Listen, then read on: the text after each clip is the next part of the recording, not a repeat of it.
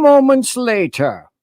You're listening to Late Night Radio on the SHR Media Network. Caution, there will be mature themes explored and potentially adult language used. If conservatarian words, phrases, certain concepts, or rhetoric offends you, tune out now. I have come here to chew bubblegum and kick ass. And I'm all out of bubblegum. Freedom is never more than one generation away from extinction. We didn't pass it on to our children in the bloodstream. The only way they can inherit the freedom we have known is if we fight for it, protect it, defend it, and then hand it to them with the well-taught lessons of how they in their lifetime must do the same. And if you and I don't do this, then you and I may well spend our sunset years telling our children and our children's children what it once was like in America when men were free. Who's the conservative Sherpa, baby? It's me.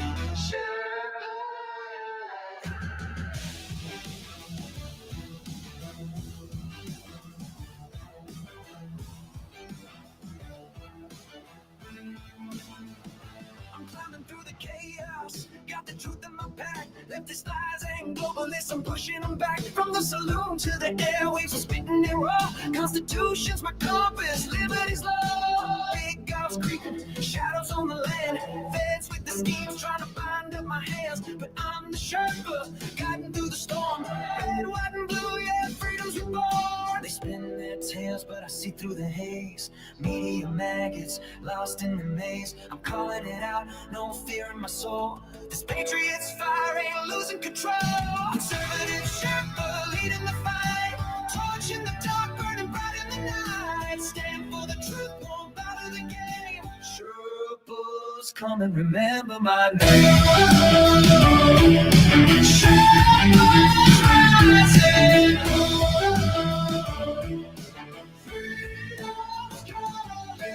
Leftist judges twisting, trying to steal our rights, but I'm locked and loaded, got them in my sights. From J6 to the border, they're selling us out. I'm screaming from the mountain, hear my rebel shout. They mock the flag, but I'm holding it high. Stars and stripes forever under God's open sky. No globalist chains gonna cage this land. I'm the Sherpa with the truth in my hand. They push their agenda, but I'm breaking the mold. Their promises empty, their hearts ice cold. Chicago's bleeding, borders torn apart. I'm fighting for the people with the warrior's heart. Conservative Sherpa leading the fight. Torch in the dark, burning bright in the night. Stand for the truth, won't bow to the game. Sherpas, come and remember my name. Sherpas rising. I've seen the storms, I've walked the line. 41 years, badge on the grind. Now I'm on the air, my voice like a blade, cutting through the lies that the traitors made. Hurricanes rage, but we're standing tall. Sheriffs of the Constitution answering the call. From the saloon to the heart of the fray, we're taking back America, no more delay. Conservative Sherpa leading the fight. Torch in the dark, burning bright in the night. Stand for the truth, won't bow to the game. Sherpas, come and remember my name. Sherpas rising.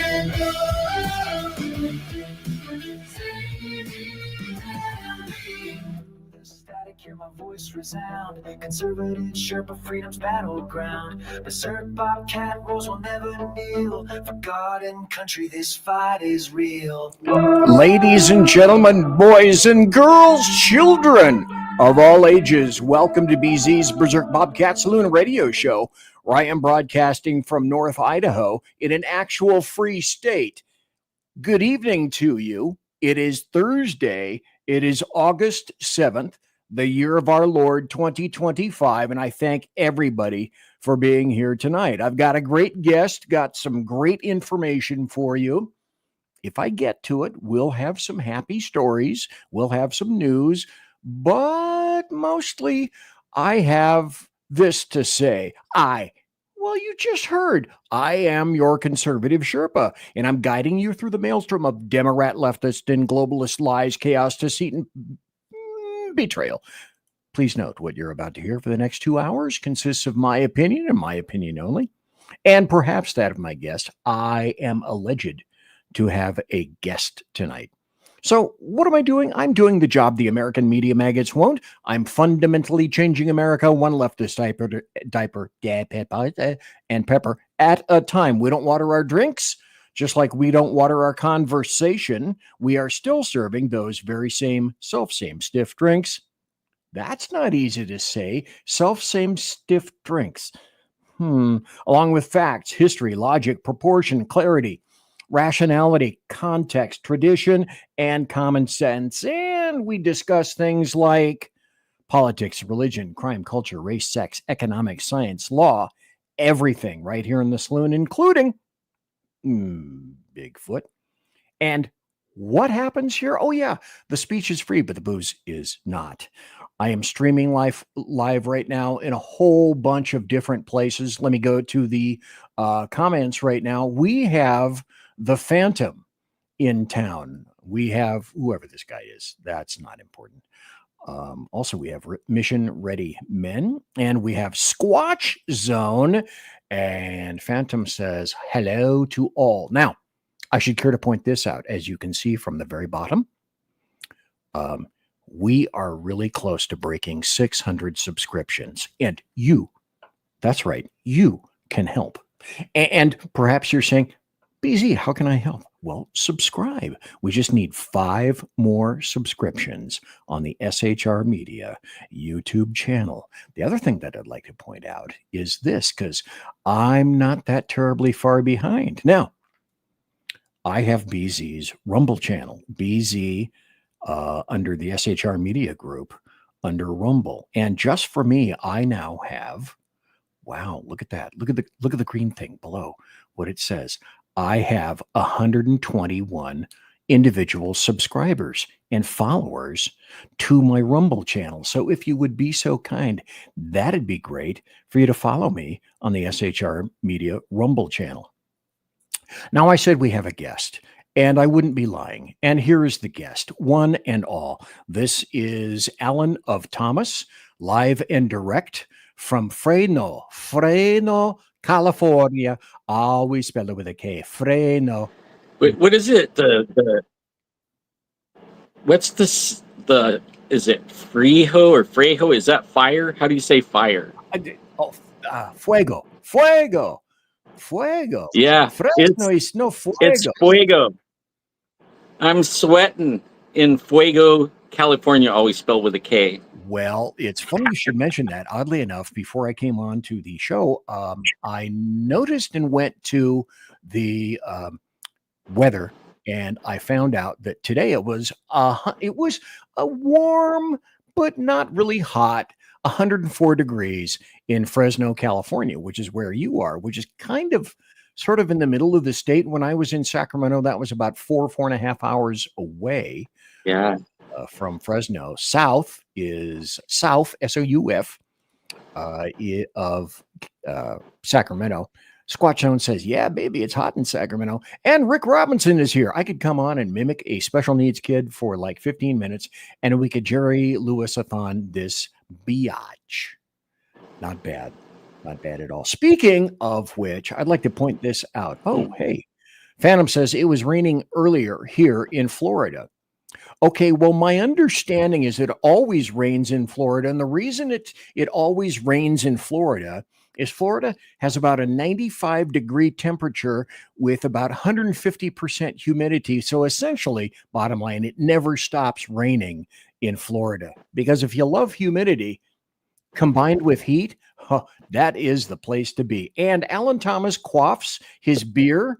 And I hope that everyone here has their own adult beverage. I have mine representing my KC-135 Kettle One refueling team. And in here is something seriously resembling potato water. And it's temperature. Oh, it's temperamental. Temperamental. It's temperamental. I can't pronounce that. And it always rains in Washington and Florida. Boy, that's true.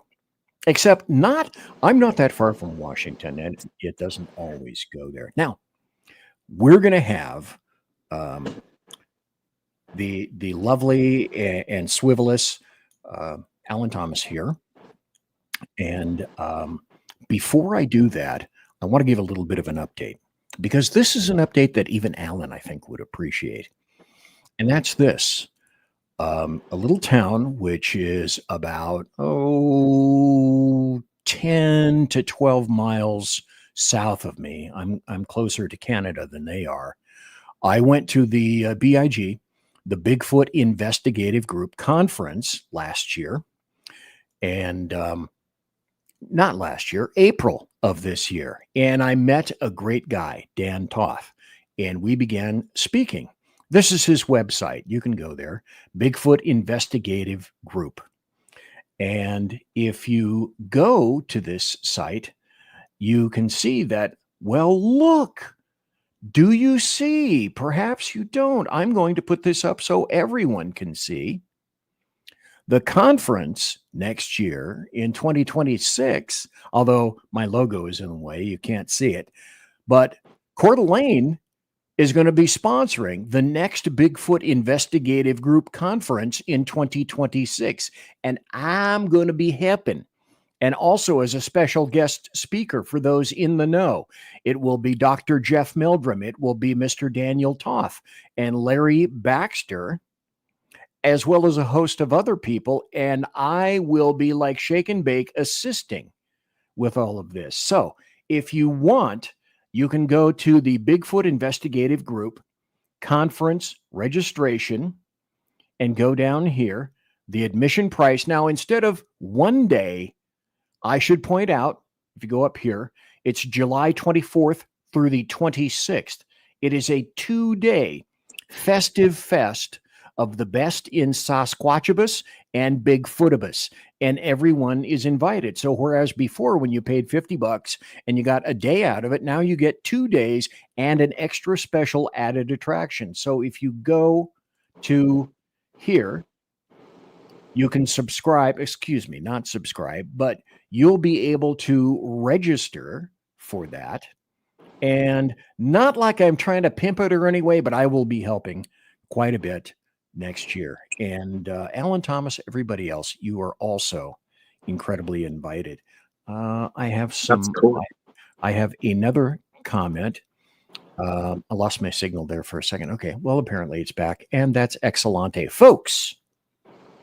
Ladies and gentlemen, boys and girls, children of all ages, I say to him this. Alan Thomas, thank you ever so kindly for being here and returning to the show. I checked. Let me ask you this, great leader. How many times do you think you've been on my show? Just a ballpark. About a half a dozen, maybe. Okay. Would you believe this is the 19th time that you've been in the saloon talking about any number of topics and subjects? Because I counted. It was shake and bake, and I definitely helped. Now, that goes back to I think your first appearance was in 2018, and you will remember this. I found you when you were on Paranormal Central, and I watched you and Jeff Gonzalez produce a live show at the Sacramento UFO Con in August of 2013, if you can harken back to that. And I remember you saying last time, you guys drove a big-ass UFO behind a pickup truck on a trailer, and the rest of your set, a minimum of 4 hours, all the way from Fresno to Sacramento to a motel, the Crown something or other, I think it was. Like I say, at least a 4-hour drive, and I watched your live set, and that's basically the first time that I ever met you. So I guess, do you remember when Jeff was doing whatever it is that he was doing, and I think you were producing at the time, plus you were also on the show, you were sitting down behind the camera, and I sat next to you, and you showed me your phone because I thought this was marvelous. This is marvelous. Look, he's showing me his telephone. And on this telephone, there's his show. It's streaming live. And I thought that was so cool. That was so amazing. You remember that, sir? I remember. Yeah, you know that UFO, it was huge. It was like yeah. it was 8 feet in diameter, and we had a big giant plastic salad bowl on the top making the dome.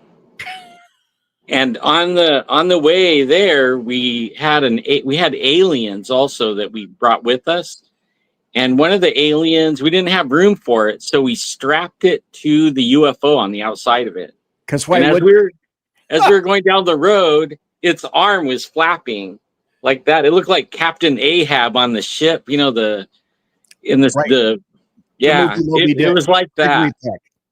And there was people almost causing accidents all the way there because of this UFO strap. And we also had a U-Haul trailer we had a complete set with us, complete lights, camera, action. Oh yeah, the whole thing, the whole stage. From that point, though, the dealio was I kind of immediately began to appreciate the insight, your honesty, and your really super forthright ability to express sometimes kind of the inexpressible. And so you are a Bigfoot, Sasquatch investigator and researcher, and I should probably throw this in too, experiencer, who also has a whole bunch of background in paranormal stuff, UFO stuff, and all sorts of other unexplained kind of things. And so, like I usually say, when you come back on the show, after knowing you for a bunch of years now, besides just being a super guy, a super cool dude, and an infinitely better man than I will ever be, I also concluded over the years that you are, I think, what other people, and maybe I get the terminology wrong, you are what I think people would call a sensitive in terms of things that happen to you that others, okay, mostly like myself, predominantly don't see or feel. And I think that's because you've experienced some extraordinary circumstances that nobody else have. For example, I clearly remember that you died twice on the operating table. And Alan Thomas, can you tell people about that? What the hell happened? How did you get there? Well, actually, the starting point of all of it really was in 1986. I like photography. And in 1984 or 85, they came out with the first VHS camera, like prosumer, right? Not completely pro, but not completely consumer because of the price. And the first thing I did was buy one of those. And I started videotaping everything, all the kids' parties, and I had 6 kids. So, and that actually started me on a path that leads to here. And in that path, I ran into God, and it was a good thing too, because I was on a path that would have took me to prison forever. But luckily, he saved me out of that, for lack of a better term. But he also put me in a boot camp. And the first thing that happened was I signed a gig or a shoot to go do a documentary. And I went around the world with my camera in Africa and some other countries. And in that time, I was doing it for I won't say the name of the church organization, a worldwide church, international church. And they wanted to know, where does all the money that people donate for this particular world ministry part of their organization, where does it go? So off we went. And I had more professional cameras at that time.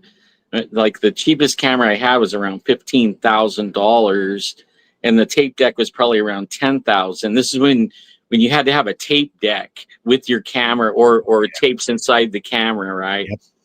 And I brought a tape deck with me, but the camera actually had a 3/4 inch tape in it. But that's when God put me in boot camp and taught me how to pray. I actually faced down a demon. It's a really long story, but it was pretty scary. And for some reason, the 7 preachers, international, world-known preachers, weren't doing whatever it was God had me doing.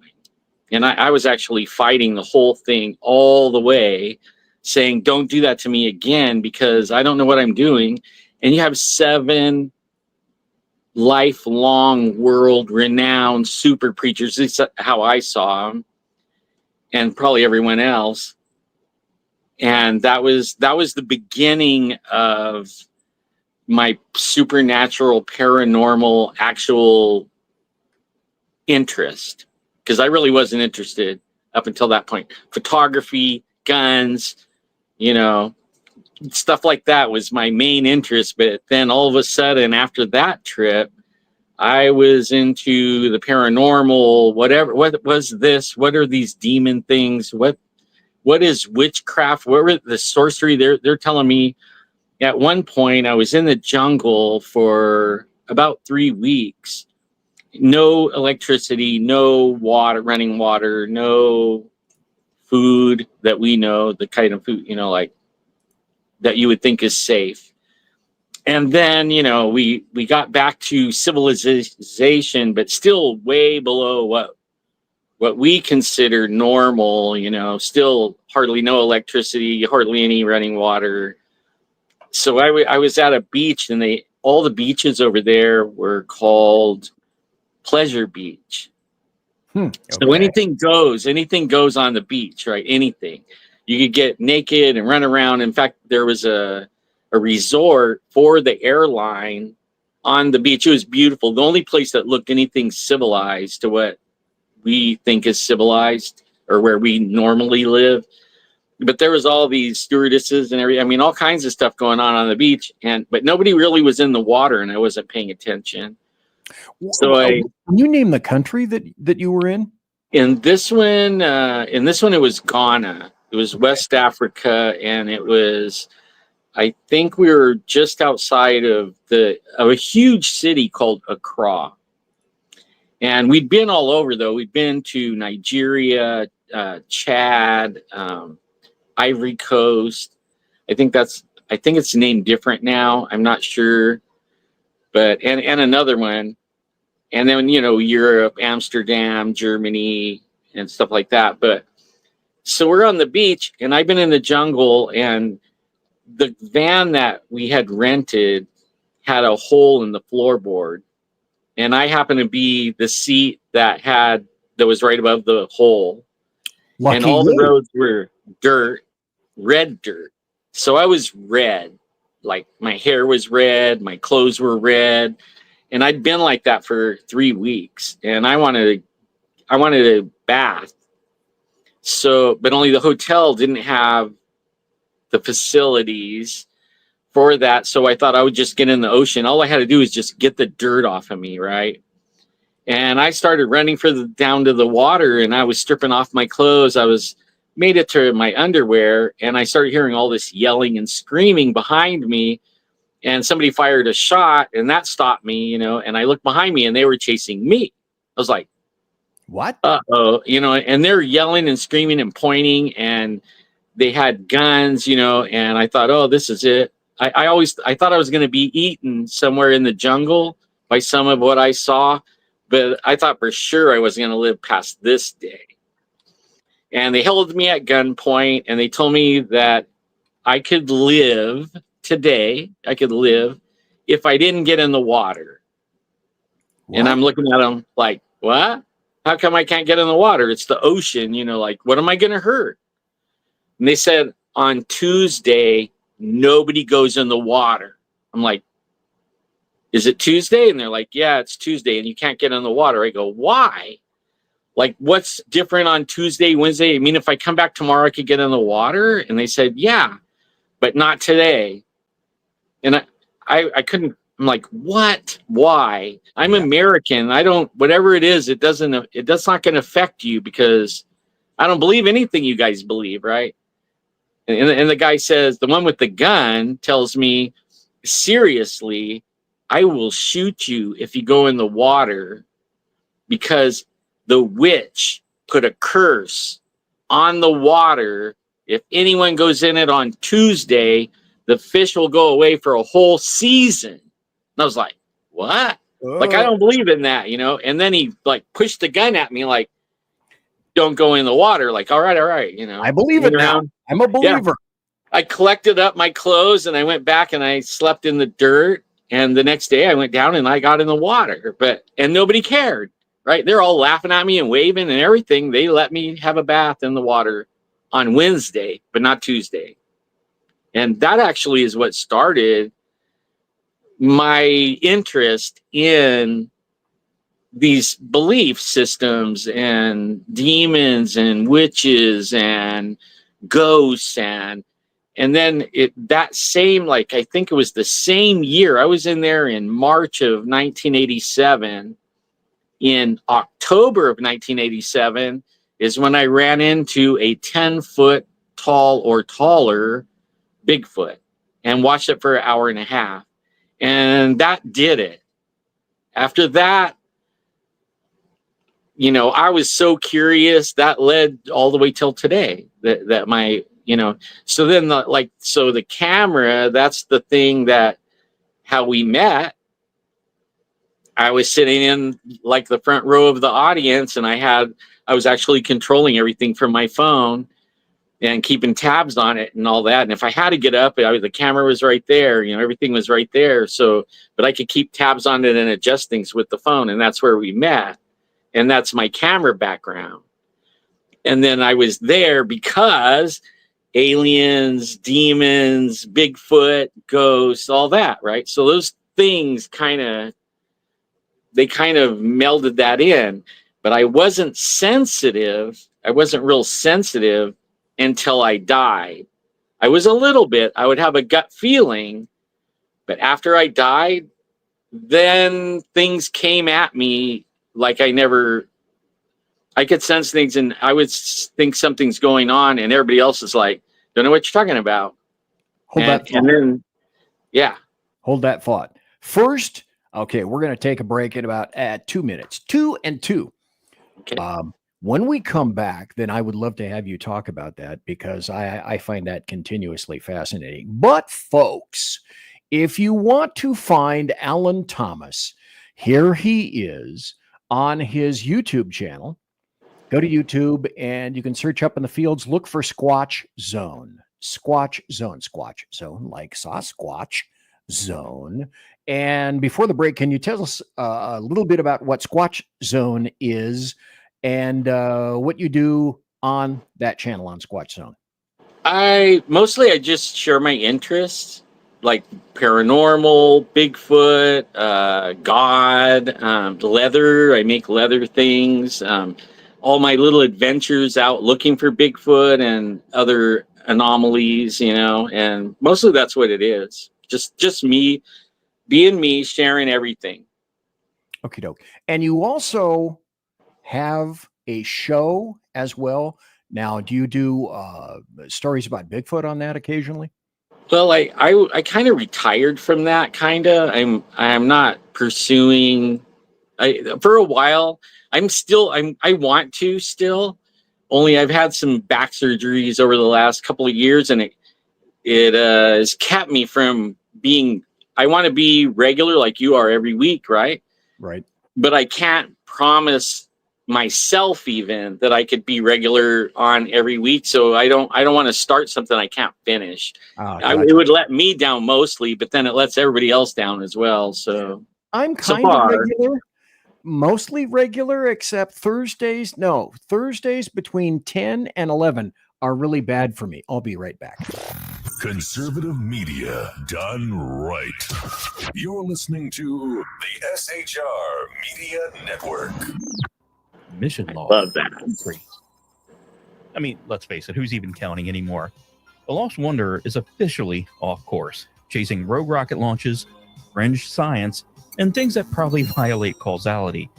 If it burns fuel, bends time, or makes scientists very uncomfortable, yeah, I'm probably going to talk about it. Every other Sunday on KLRN Radio, The Lost Wanderer, because space doesn't come with a roadmap, and honestly, I wouldn't follow if it did. Hello, I'm Matt, a student at Hillsdale College. Here's Hillsdale President Larry Arnn on the continuing relevance of the Constitution. Many argue today that the Constitution is outdated because it addresses problems peculiar to the 18th century. Some parts of the Constitution do read rather quaintly. Consider the injunction against titles of nobility in Article 1, Section 9 of the Constitution. But is that so outdated?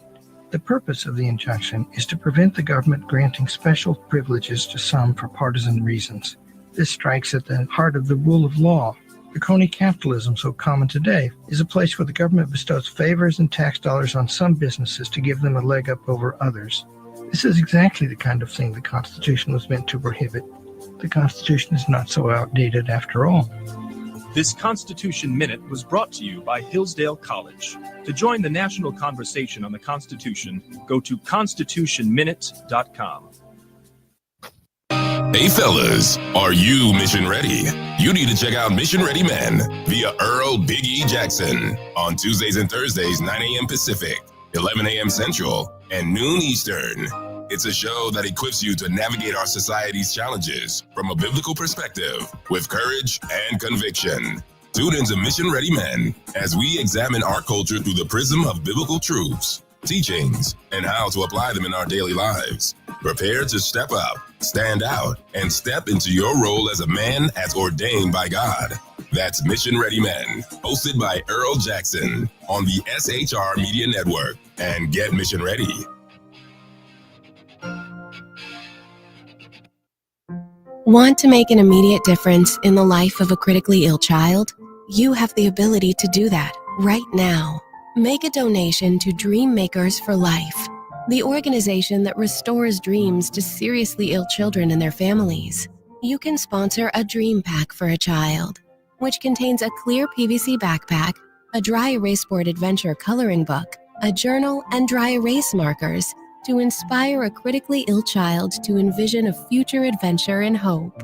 Want to become a dream maker for life yourself? Go to dreamforlife.org. That's dreamforlife.org. Help a child. Help a family. There is always hope.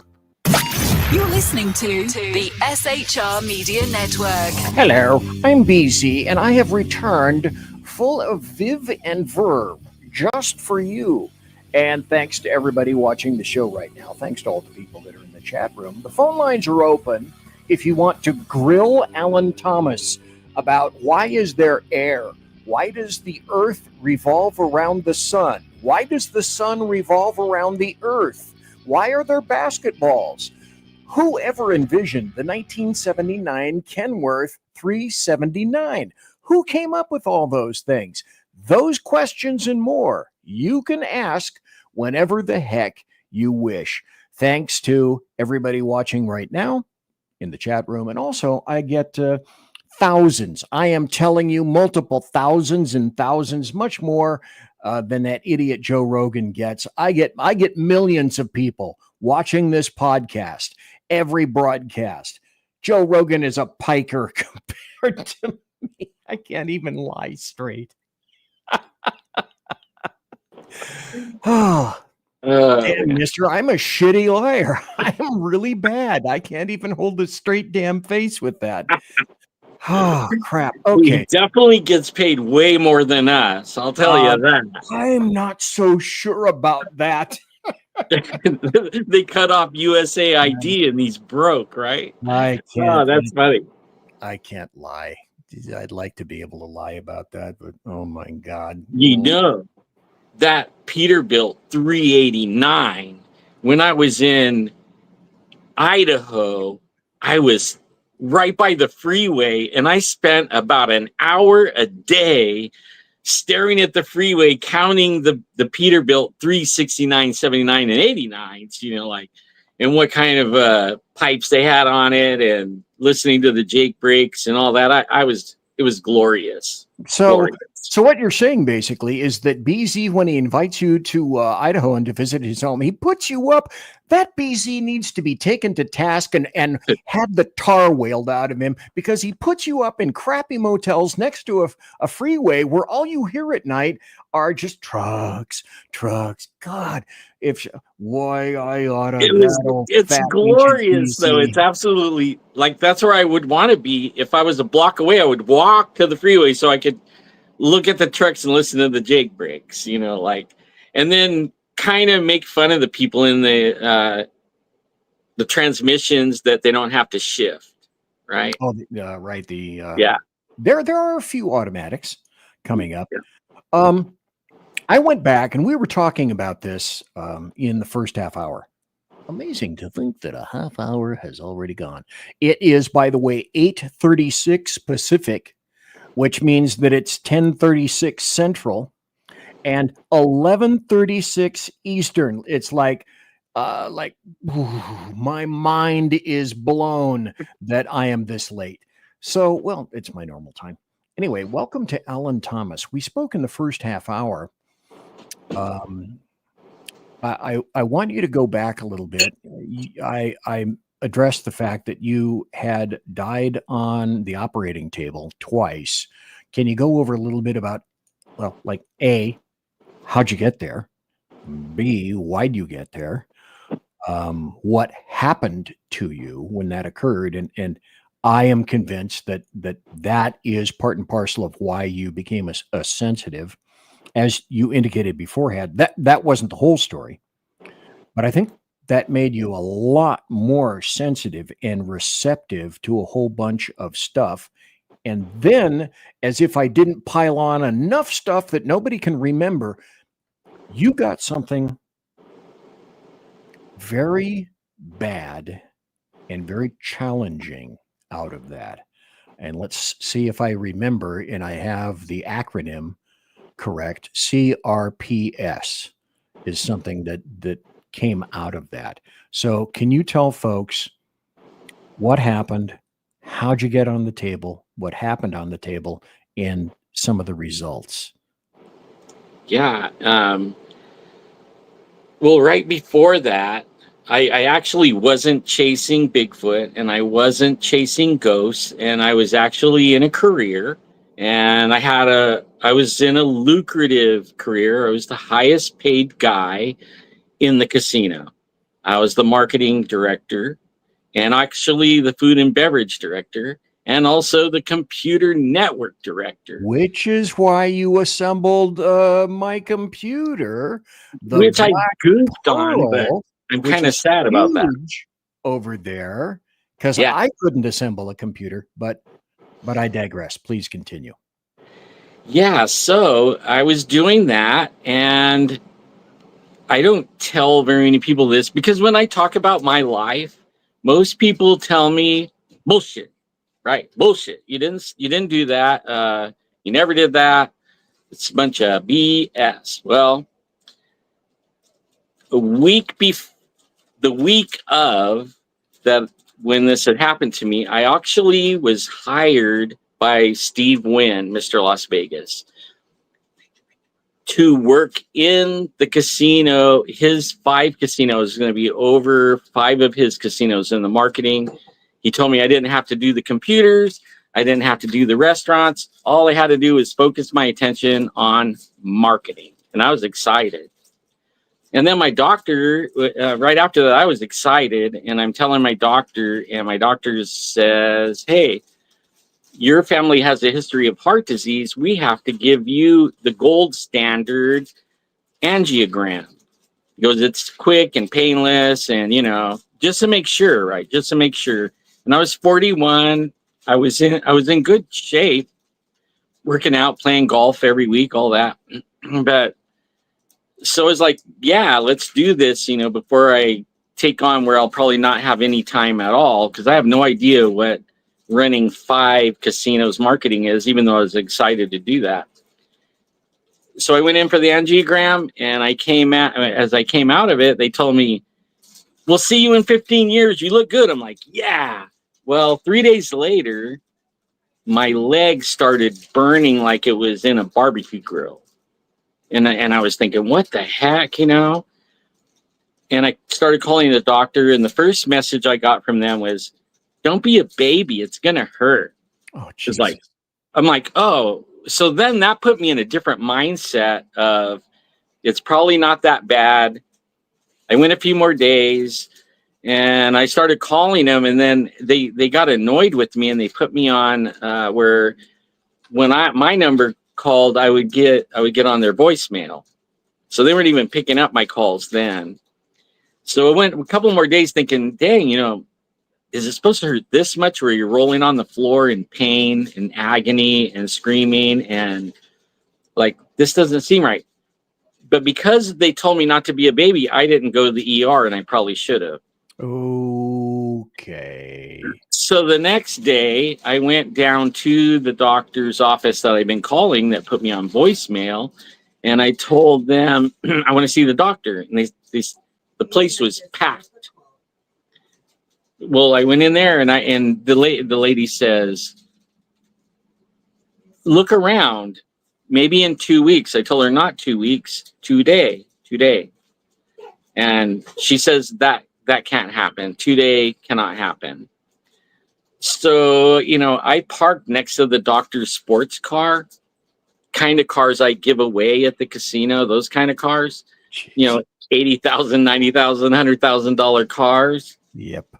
So I parked next to it with my big old, I got a great grandbaby in here. My wife's changing his diaper. Great grandbaby. Isn't that something? That's amazing. Yeah. So I tell her 15 minutes, and she tells me, no, 15 minutes isn't happening. And I told her 15 minutes, or I'm going to be jumping up and down on the doctor's car. And she looked at me. You don't know what car is his car. She said, oh, yes, I do. His name is on the license plate. She freaked out. Clue. She goes, I'll be right back. Yeah. And she goes back there, and I go to sit down, and my name gets called, and I go in there, and the doctor's cussing me out. Like, what are you going to do? You going to jump on my car? And he's cussing me out. Well, come to find out, they blocked the artery, and it had been blocked for 8 or 9 days. No blood flow to the leg. Okay. And they're telling me on an angiogram. Mm, How did they do that? they had a new technology at the hospital when they finally told me to meet him at the hospital. We're going to do emergency surgery to save your leg, if we can save your leg, right? And as we're going down the hallway, and I'm signing my life away, and every other right you have, right? They're telling me that they had a new technology at the time in 2000 called a collagen plug, and they had a name for it, but they told me it's collagen. And what happens is it was new in that for an angiogram, after they do an angiogram, they do 50 minutes of direct pressure on the site they put the catheter. Well, this collagen plug, they place that right on top of the artery where the catheter goes into the artery, and it melts, and then it blocks, cauterizes or melts over the hole in the artery in 15 minutes, and then you're on your way. But because they had never used it before, they put it in there, and then they also gave 50 minutes of direct pressure, which pushed the plug into the artery. And then it melted, and then it clotted like it was supposed to. But it actually clotted the femoral artery, the main artery feeding your leg. And that's what happened. And then they're telling me, as they're wheeling me into the surgery thing, and they're telling me, giving me the whole data scoop on this, that when I wake up, I might not have a right leg. And to start counting from 10 backwards, and by the time I got to 5, I was already out. Well, the next thing I know, I'm standing in a valley, a really beautiful valley. And it has colors that I never saw before. And it was more vivid and more life than here. Like, it was more real. It had smells, it had sounds that you can't hear here, in this place. There was sounds, music, all kinds of stuff going on, and smells that off the charts. And I didn't know where I was. And I was standing there taking this in. It was a beautiful valley. And I was tripping out, like, what in the world, And then I saw these beautiful mountains with snow on them, snow-capped. It was beautiful. Like, I never saw mountains like that from a distance. I mean, it was beautiful. And I was standing there and I thought, man, I don't know where I am, but I'm going to try to find out. And I want to go check that out. I'm going to go check that out. As soon as I thought that, instantly I was in the mountains. And I was standing there in this beautiful forest, right? And I grew up in Yosemite, and I love the mountains. That's my favorite place. And the smell of the forest was off the hook, like. And if anybody's ever been in a forest and it has a certain smell that's just beautiful, well, this was. I was standing there just taking in deep breaths like it was a drug, and turning real slow. And as I'm turning and taking it all in, all the colors and the smells and the sound, everything. And as I turn and I get like 180, I'm overlooking this beautiful, huge valley. And it occurs to me, something trippy about this is while you're doing all this and taking it all in, and you have all these questions, as you ask questions, the answer comes to you. I don't know how that works, but every question you could have, the answer. Immediately it comes to you, the answer. And there were some things I asked, and they're all true. So far, so good, like true. Well, as I turn and I'm like blasting questions and getting answers and blasting questions and being unbelievable on what it looks like, all of a sudden everything gets interrupted to, you're supposed to meet somebody back there where you were. That stopped everything. All of a sudden it was like the brakes went on. Uh-oh. I don't know how to get back to there. Like, oh no, then all I could think of was, what did I do? Now how am I going to get back? And then I thought I should never have left, right? But I didn't even know how I left, but I should have never left.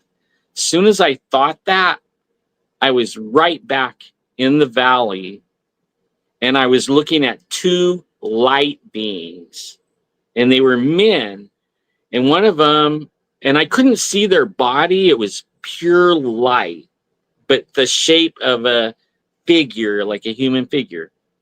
But I could squint my eyes. Okay, now don't ask me how I could smell. I could squint my eyes, all that, when my body was still here on Earth, right? I knew that. I had asked the question, and I realized I wasn't in my body, and I was in the spirit, or whatever you want to call it. But I was squinted my eyes, and I could see on the outside of the light, I could tell they were men dressed like Roman soldiers. Like they were wearing like a skirt and silver, real polished silver armor, not leather, but silver. And they were warrior, and they had long hair. And one of them thought to me, not spoke, but thought to my brain and said, "Are you done?" And I didn't know the answer. That totally freaked me out. Like, done doing what? All these things started going through my mind. Like, I don't even know where I am. Like, how do I know if I'm done? Like so far in the few minutes that I've been here, it seemed like a long time, but it also seemed like minutes. It's kind of weird. And, my brain is racing to try to figure out what the heck did he mean by that. And then the other one thinks to my brain and he says, no, like slow down, kind of like, are you done? I'm like, that's the same question. What are you trying to, you guys, what is this, some kind of joke? Now I'm getting mad, kind of.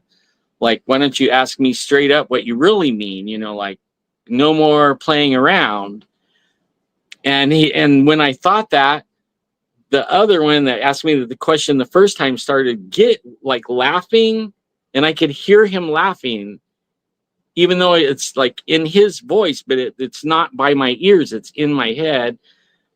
And he's kind of chuckling and he says, how about your wife? What about your family? And then it was like, duh, like, whoa, oh. And that's what, like, am I done with my family? Am I done with my wife? Like, what? Then I was totally blown away. Like, I hadn't even thought of that. That just. Now it makes sense. Yeah. And I'm like floored, right? I'm floored. Leave them behind. Yeah. Like, now that means I'm done. Like, am I done here with this life? Right. And I think of my wife, I start thinking about him, and I can see my wife in the waiting room and the TV's on. And I don't know why, but I could see her and I'm thinking about her, but then the TV distracts me. And as soon as I focus on the TV, I was 2 feet in front of the TV, and I was looking at all the TV, and I could see everything and hear everything. I mean, the whole TV was filling my vision. And all of a sudden I started, and it was like, whoa, how did I do that? Like, man, this is kind of cool. Like, I could zoom in on stuff, right? I mean, like, I already was off on another trip because of how trippy it is. And all of a sudden I felt myself being like sucked back, like a magnet or a vacuum sucking me back. And then all of a sudden I could see the 2 light beings. And then it was like I was shot out of a cannon, but a light speed cannon, like an instant cannon. And I felt the force like shove me, and I went like flying through the universe, I guess. I have no idea, but it was so fast. It was like a blink, and I slammed into my body. And then when I slammed in, I mean, it felt like I just was like, bam, slammed in, everything moved.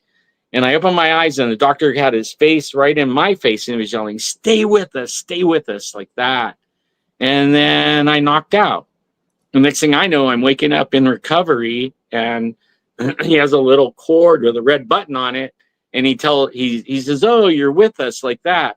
He says, I have this for you. You're going to need this real bad. You can push this every 6 minutes, like that. And he shows it to me.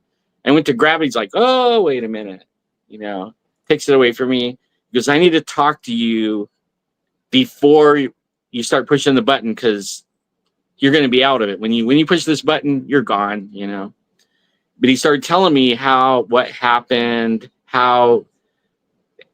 in the surgery, that I died, why I died, when it was such an emergency. Normally they clean the blood of all the nasties that was not being, pumping with no oxygen, all that nasty stuff. And when they released it, it flew right to my brain and killed me twice. And he said, and they were not sure if they were going to get me back. And then he started telling me about how the blood got all nasty, that without oxygen, things start dying in seconds. Oh, sure. And then minutes, and then hours. And he goes, you went days. So there's a lot of damage. And there goes the CRPS. The nerves were damaged, not all the way, some of them all the way killed off, but a lot of the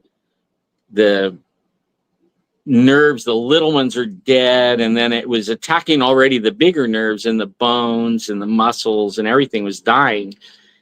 So they told me in a year, it'll be a year or so before you even know what's permanent, because some things are going to try to come back. And he said even some of the nerves are going to grow back, but it's not all going to grow back. So in a year or so, we'll know what will be permanent. He goes, but I can tell you this, permanent will be you'll never walk again. It was like, what? He goes, and now push the button, because it was already hurting really bad. I pushed the button, beep, I was gone. And then I would wake up. Sometimes it was night. Sometimes there was all kinds of people in the room. Some there was nobody. Sometimes there was a nurse. It was like, and I would wake up and I would hit the button. It would go beep, and then it was like gone. And I don't know how long that was. My wife says it was a few days, but I don't remember. I don't know. Like, all I remember is waking up, screaming, and then push the button, and I was out again. But that was all radiating. That was from your leg. Yeah. And that was from a mistake that they made. Yeah. This was in Fresno. Right. And you can't sue in California. Remember when I was saying I was riding down the hallway towards surgery, signing my life away and all my rights to sue. So I couldn't sue. And I lost a job that probably pays as much as 3 doctors and everything. I lost everything and my ability to walk for a while. But I didn't stay there. For about 5 years, I was mourning my old life and the ability to walk that well and living in constant pain. But there was one day I decided that I asked Jesus, hey, you got to help me get out of this. He helped me before in life. Let's see what you could do. But it required me to have faith in him because he's the one that's going to make it happen, right? I can't heal things, but he can. But it was according to my faith. And that was that's a whole nother big old long story, but I got myself out and I threw my cane away like almost 2 years ago now. And this year was 25 years. That's just astounding. Kiwi Laughs in chat was saying, yeah, it's pretty much there. It's similar to that in New Zealand as well. 2 more minutes before the top of the hour break. You received or bestowed the wonderful gift of CRPS. People don't know what that is. They don't have any idea. In about 2 minutes, can you tell them what that is and how you experience that and how that has impacted you? Okay.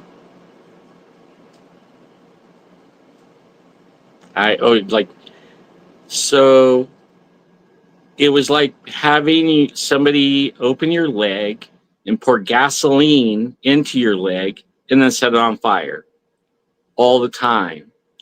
Blinding, excruciating pain that they can't do anything about. And then they tell you there's no cure. So I started begging to have my leg cut off. I'm like, It is that bad. Cut my leg off. For 3 years, I was begging to have my leg cut off. And then one day, I'm sorry, he sat me down. The neurologist sat me down, and they told me that even if they cut my leg off, it won't take the pain away. And there's no cure. You're going to be with it for life, right? Life. It's like telling you should die, right? This part's hard to talk about, but it has to be told. So when you hear somebody say they have CRPS or RSD, at first it was RSD. In fact, even before that, they knew what this was. It was called causalgia. That's the original name, is causalgia. You look that up. They discovered it in World War, I think it was a Civil War is when they discovered it. And people would get shot in the femoral artery or damaged in the femoral artery, and they would put tourniquets on and cut the blood flow off, right? And these people came out of it with causalgia, and then later on they called it, in World War II, I think they started calling it RSD, reflex sympathetic dystrophy. And now they call it complex regional pain syndrome because it's all in your head. And that's what they tell you. It's all in your head. but it's not something that you can control. Your brain and your nerves and everything get messed up, and there's nothing you can do about it except pray. That's like tinnitus. I have tinnitus, and I've been told I've spent hundreds and hundreds of dollars on this crap, and I've gone to 3 doctors just here in this state. Took an MRI, or I think it was an MRI, CT. That's right. And because they thought, okay, well, maybe you've got brain cancer. Oh, great. Thanks for putting that inside my head. Really appreciate that. And then it's all in my head, and it's never going away. It's never going anywhere. Folks, that is the wonderful and the stellar Alan Thomas. We'll be right back after this, and then we're going to ask him about Bigfoot, Sasquatch, UFOs, strange little creatures whose video I have, and more. I'm BZ. That was Alan Thomas. We'll be right back. Conservative media done right. You're listening to the SHR Media Network.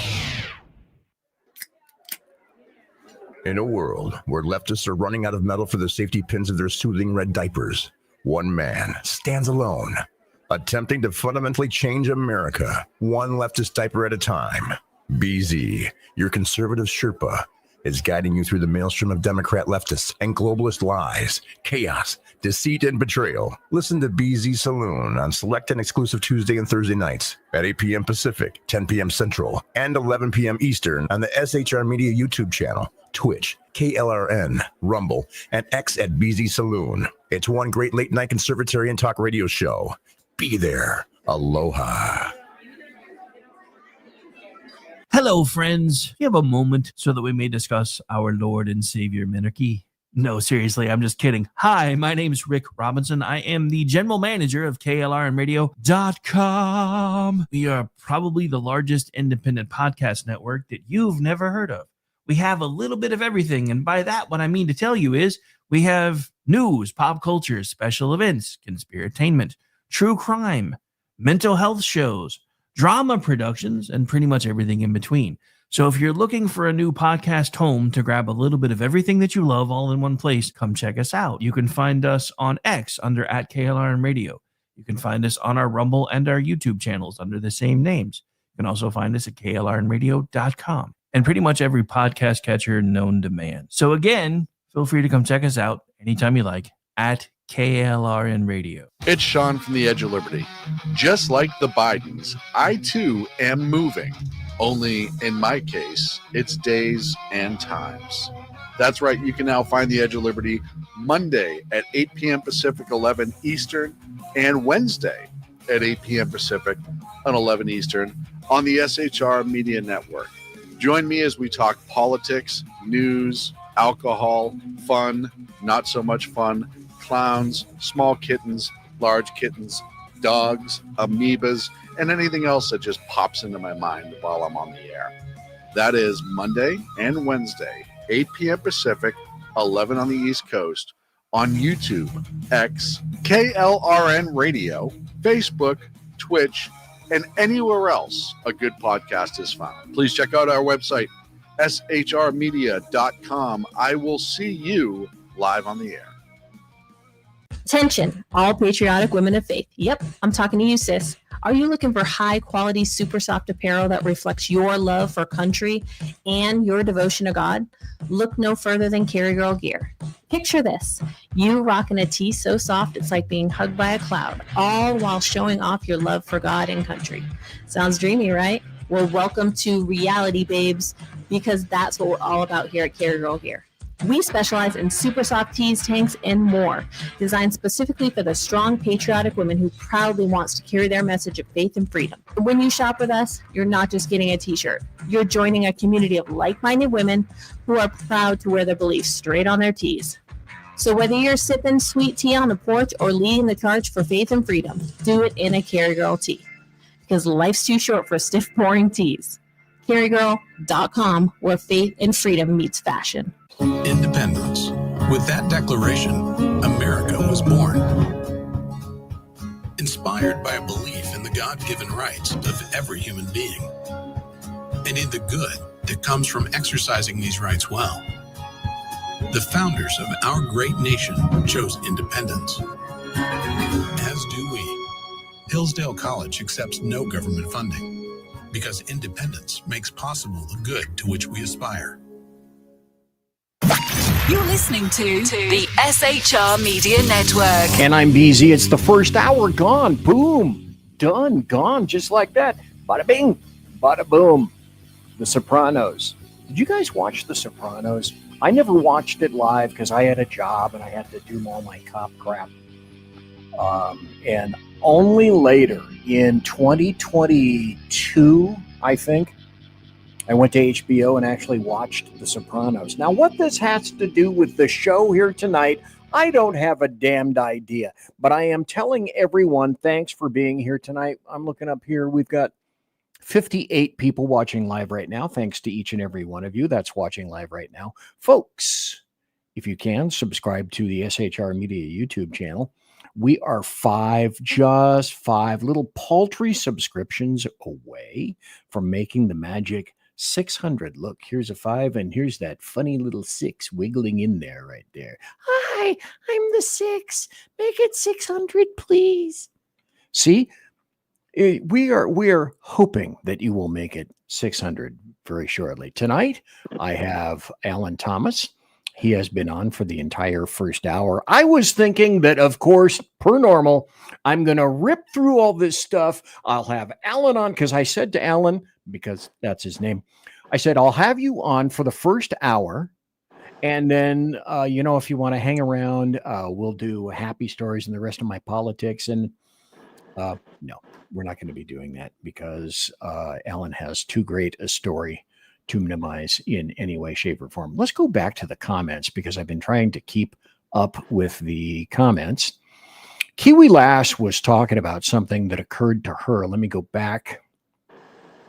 I had to have Riki after, I could be slaughtering that pronunciation. After the 18th surgery, as hospital couldn't or wouldn't do anything, I'd wake up crying in pain daily and it was getting worse. And Riki helped me more than doctors. And as she said, pain keeps you honest. Well, I don't know. I have tinnitus, which drives my ass crazy. I can't say it's necessarily painful. It just never stops. So I guess that would be pain as well. Does pain keep you honest, Alan Thomas? Yeah, only because you can't think of anything else. Kind of like I have the tinnitus too, from all the hours I spent at the range and not always with ear protection, and then people with pranks, that would fire off something next to your head and thinking it's funny and it's not funny. Oh no. In fact, my left ear is almost deaf, but it rings incessantly. Have you ever noticed that when you get into a quiet place, it's worse? That's when it really drives you nuts. Oh my God. That is the truth. When I sleep or when it just, my standard status, I guess you would say, is like there's a J58 Pratt & Whitney jet engine going off in my head 24/7 all the time, 365, except for the times that someone, for whatever reason, decides that they're going to kick that engine into afterburner.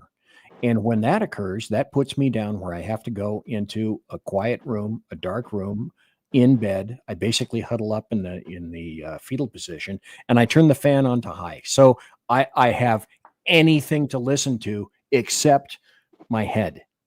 Now it's like going back to a Pink Floyd song. There's, I hear voices in my head. I hear everything in my head. Okay. And they've expressly said, the doctors, that it's not in your ears. It's not in your ossicles, your eardrum. It's in your Mark I Model 1 brainulus. Yeah. Sadly, and there's no cure. No. Again, there's no cure.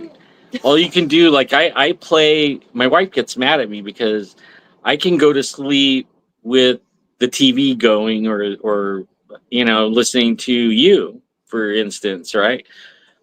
But I only put she has to have everybody it. to She sleep. has to have it totally quiet. But I have to have a distraction that takes the symphony going on in my head, where I don't hear that as much and I'm not really listening sometimes to what is playing. It's just like a distraction, kind of like.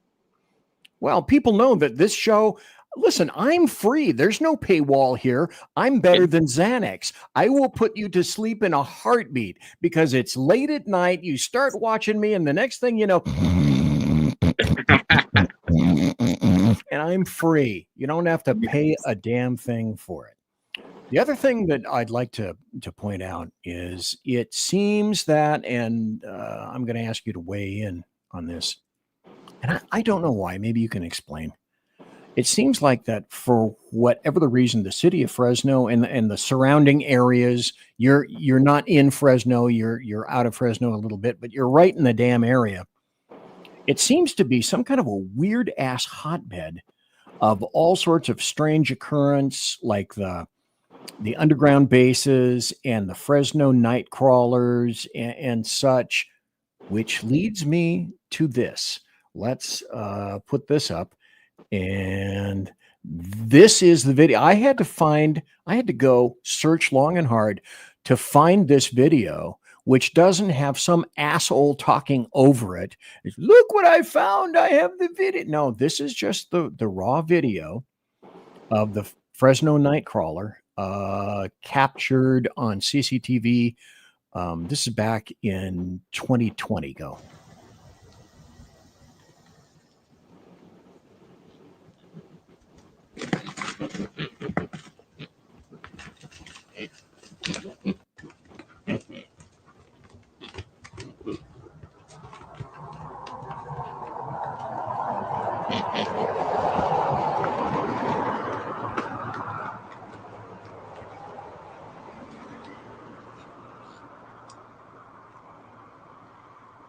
Okay, go ahead. Make a liar out of me.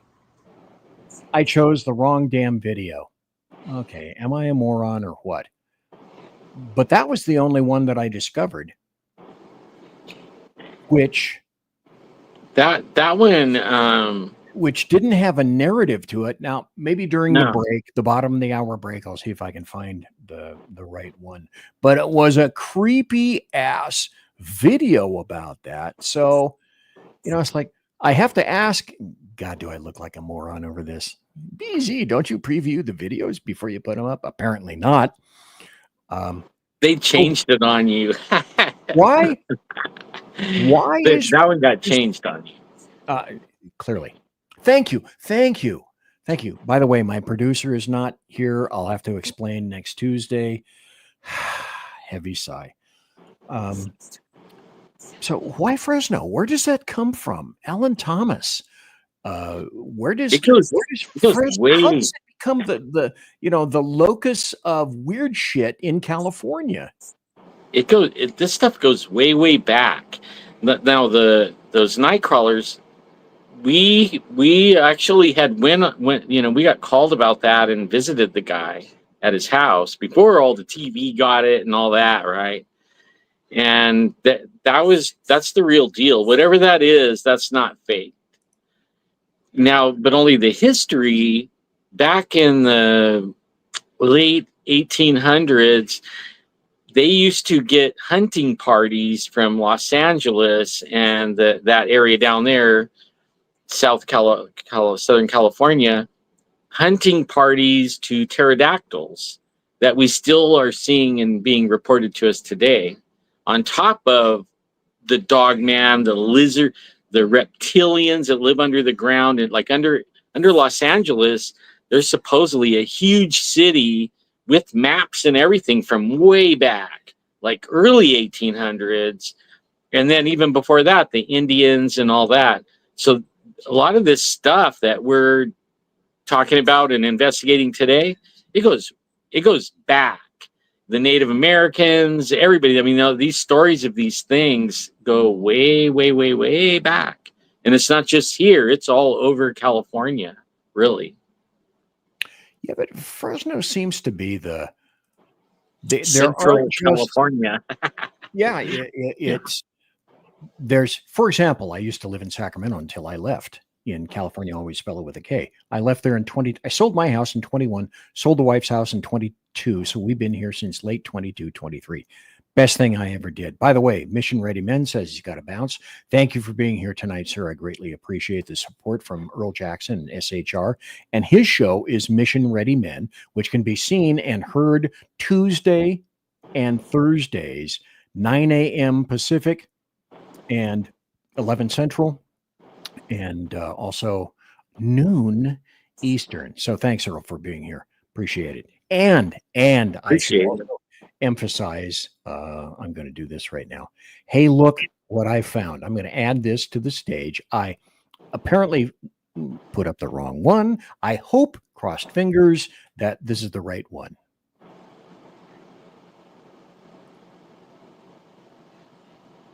Now, what is this, Alan Thomas? It's going to pass by a tree.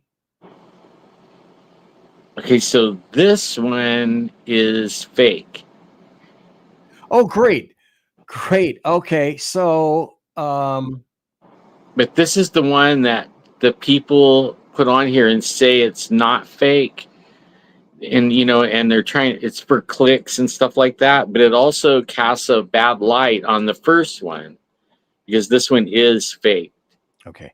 Well, then the first one is in a guy's front yard, and you can see his house in the background, and he has a CCTV security camera and the guy doesn't even speak English. He's just an old dude with this old security camera, and these things come walking by, right? And they look like that, though.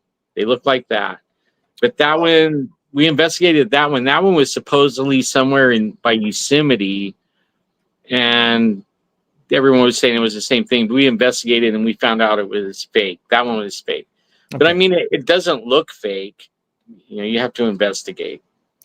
Well, folks, you want the good news or the bad news? The good news is that there is no good news. The bad news is that BZ put 2 stupid videos that didn't do a thing, subsequently 2 in a row that didn't depict anything remotely close to what it is that he wanted to show tonight for Alan. So I chose the wrong video, which showed nothing, and then I chose the fake video, and thank God Alan Thomas was here, once more illustrating that BZ is an obvious moron. So, Alan Thomas, take it away from here. Good God. In your defense, that's not really your wheelhouse. It's not really your wheelhouse. But what is in your wheelhouse, I can't even go there. You do that better than anybody. So you stay in your wheelhouse, you're doing great, and that's where you usually are. But it's fun to go into my wheelhouse and talk about things. It's interesting, and especially after I got sensitive and things come to me now, like you hear people there, we're gonna go out Sasquatching, and we're gonna go Bigfooting, we're gonna go find them. They come to me. You just go camping with me, and you better be prepared. You better be prepared for an encounter because it's coming. And it happens all the time. That you can ask anybody that goes camping with me if they still go camping with me. Okay. Third time's a charm, right? Okay. Oh, hey, there it is. That's the one. Now, there you go. I had to cut out all the drib drab and the useless jaw at the beginning of this. Not Jar Jar Binks, folks. The jaw. The not interesting person who weighed into the. Oh no! Here's it. No. So here's the video. I got the original. Yeah, I have the original. So Alan Thomas is. Please, Lord, please let this be the right one that I'm trying to find to show, and so I don't look like a moron continuously, which is pretty easy to do. So here. Oh, this is it. Okay. This is the original. Someone's closed circuit TV, and there's something up there. So I got the right one then, maybe. Yep, that's it. And those are actually really small. There was two of them, and they were small. They don't know where they came from. It's actually a home that was across the street from a high school, and you can tell the time is right on that, but that's AM. Yeah, weird looking, huh? Okay, so in terms of, you said they were small. In terms of, I don't know, height, something like that. What do you think? Like 4 feet, 2 feet? Oh, 4 feet. Oh, 2 feet to 4 feet. They were little. Okay. And so, what is it that people seem to think that they were? Aliens or cryptids, or does anybody, including yourself, have some kind of a sussing of what these things might be? I think they're more alien. Only I don't know, like it's in the middle of town and right across the street from a big high school, and I never seen anything like it. Plus, nobody's ever seen anything like it that I know of since. Like, that's a one-time, one-off weird thing right there. That occurred in Fresno. Yeah. Amongst all the other weirdness that happens here. Okay. Let's go now, if we could, because I'm sort of running out of time. There are other things that I wanted to talk to you and ask you about tonight, but I'm not so sure that we're going to get to it. Just have to do another night. I know, apparently so.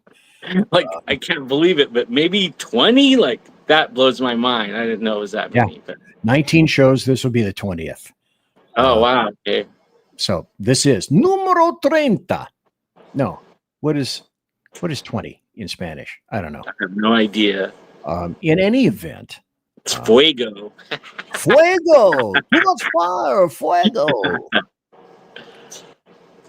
You have seen Alan Thomas. You have experienced Bigfoots, cryptids.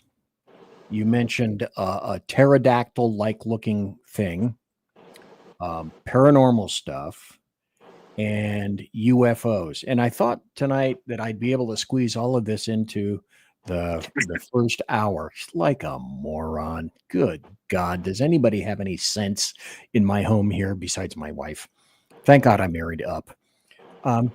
But of those things, what do you think would be, let's start this way. What's your best Bigfoot story?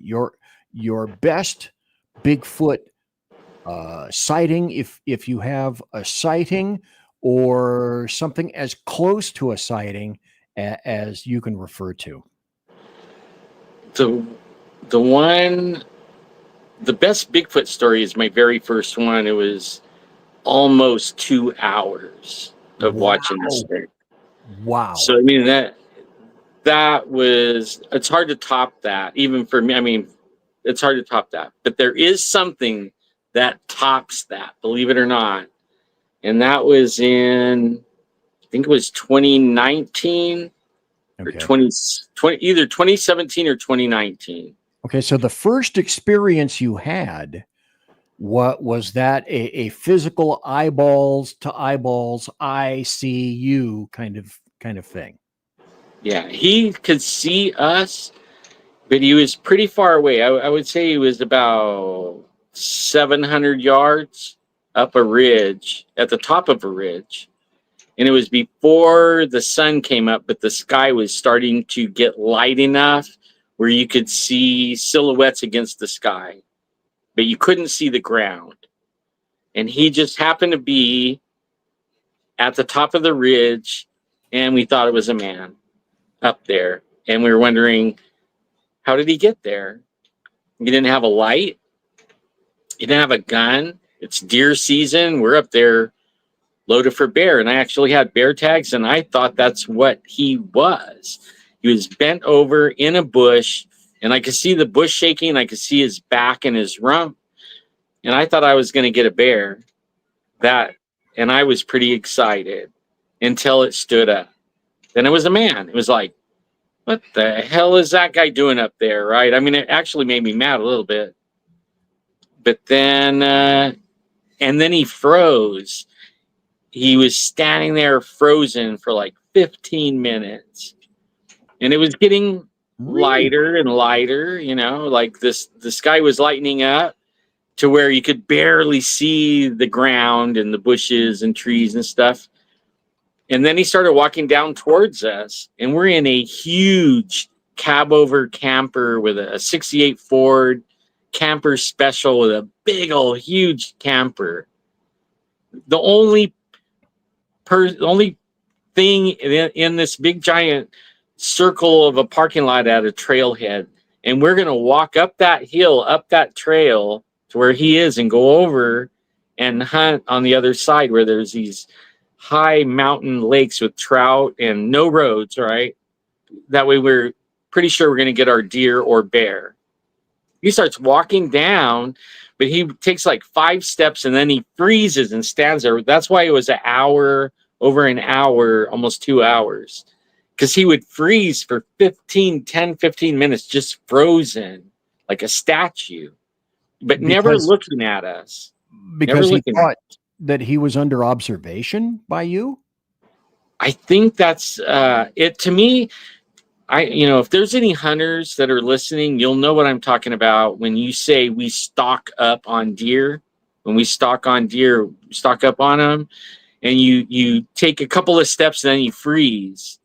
But usually you have your game in sight, and when they're not looking at you is when you take your 1 or 2 steps, and then you freeze and you wait for them to do whatever, and when they're not looking at you, you take 2 steps, right? It could take sometimes 2 hours to stock up on a deer within slapping distance. You can actually stock up on deer if the wind is blowing in your face and you're quiet and they don't see you move. I've got within slapping distance of a deer. I thought that's what it was doing. The way it was moving, like a few steps and then freeze, was like stalking. But as it got lighter and lighter, I could tell there was nothing there for it to stalk. I don't know what it was doing, but it was frozen just like we would be if we were stalking up on something. Okay, so you were, I'm guessing, upwind of it? Well, we were inside the camper truck. We're inside the camper truck, in the truck. Okay. Which I found out later after it got to us, and I bumped the door and tried to open the door, and I bumped it, and it heard me. Then is when it looked at me, and I knew I was busted, so I jumped out of the truck, threw my rifle down to look at. All I wanted to do was look at it with a scope. And I could see clearly that it was built like Arnold Schwarzenegger in his prime, but only he was all black fur, like a black lab color. Only around his eyes, like a diving mask. If he had a diving mask on, that was skin. That was the only thing skin. Other than that, he was beautiful black lab fur, like well-groomed, buffer than anything I ever saw in my life. Like this part of his shoulder right here was almost twice as big as a basketball. It was huge. Like for example, like sleek, like a lab, like you're saying, the lab just kind of falls naturally, smooth, not And when I made the noise, the sun actually had peeked over the hill. I mean, we were seeing him really good way before that, like a few minutes, 30 minutes or something. But when the sun peeked out and lit him up, he was well groomed, like a black lab, and he was muscular. And then he ran 75 yards in 4 seconds, right straight in front of me, floating like some kind of ninja. That's why I call them forest ninjas. Now you see them, now you don't. When they move, they're so graceful that it's unreal, uncanny, like unnatural. So I call them forest ninjas because It reminds me of the movies of the ninja, the ninja movies, karate movies, and the guy goes taking off and he glides across the ground like, right? It looked like that. Even though his arms were swinging, he wasn't bouncing and doing this. He was like, just smooth as could be, folks, and then disappear. Right. This is Alan Thomas. He's been on the show for an hour and a half. It's time to take a break. When we come back, I want to talk to Alan about one of the primary reasons that I asked him here tonight, as in, and I know he has a much greater expertise than I with regard to this. What's happening? What's happening now? What's going to be happening in the future? How is this? Is this related to the Bible? Is this related to Revelation? What's going on? Alan has quite a number of opinions about this, and they are informed opinions. I'm BZ. That's Alan Thomas. We'll be right back after this. Conservative media done right. You're listening to the SHR Media Network. Listen in to the Reaver of Common Sense, where we cut through the noise of news and politics with a show equipped for bombast. Tune in Mondays and Fridays at 9 p.m. Eastern, 8 p.m. Central, and 6 p.m. Pacific, featuring a refreshing dose of reality. Jersey Joe fearlessly tackles the tough topics with no nonsense. Just pure common sense. Visit shrmedia.com, where you can hear the Reaver of Common Sense in action. He may not always be polite. He may not always be refined. But one thing's for sure. He always tells it like it is. Are you looking for a way to boldly express your faith and love for your country? And check out 7 Armors, the premier apparel company for patriotic men of God, where faith meets freedom in style. Our t-shirts are more than just clothing, they're statements. Bold, stylish, and meaningful. From timeless messages to modern designs, we've got something for every patriotic man of God. Wear your beliefs proudly with 7 Armors gear. Don't miss the chance to wear your faith and freedom on your sleeve. Visit 7armors.com today and join the movement. That's the number 7armors.com. 7armors.com. Faithful, vigilant, steadfast, passion. Are you looking for bold, honest conversation about the issues shaping America? Well, let me welcome you to Unleashed 101 with Jeremy Hansen, where we take you beyond the headlines. We dive into politics and culture, struggles of everyday life. It's raw, real, and unfiltered. If you're ready for truth with a punch, pull up a chair and join us. That's right, Unleashed 101, where real talk feels like home. Find us at unleashed101.com, Spotify, Apple Podcasts, iHeartRadio, and more. We look forward to seeing you. Unleashed 101 with Jeremy Hansen.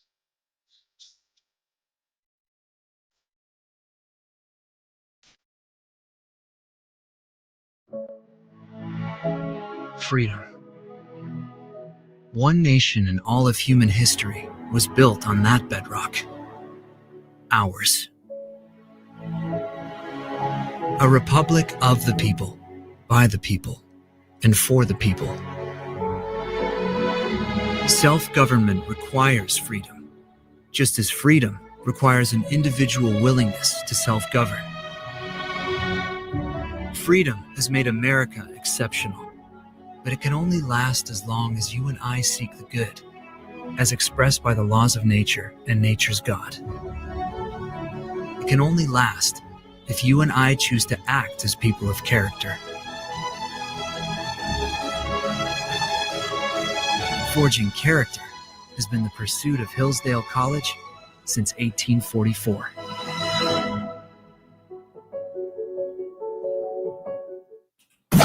You're listening to the SHR Media Network. The final half hour is here. It's present.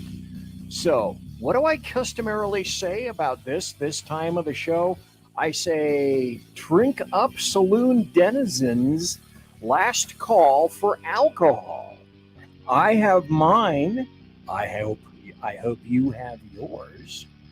Thanks for being here tonight. 68 people watching live. It started off kind of slow, then it ramped up.